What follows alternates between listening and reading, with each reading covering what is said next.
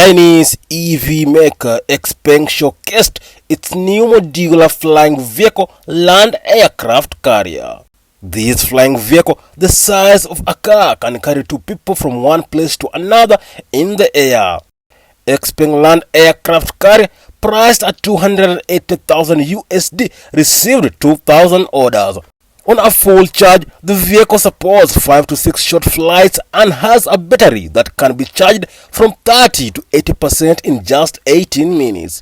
The Xpeng EV will be manufactured with a production capacity of 10,000 units. Deliveries of this vehicle will start in 2026.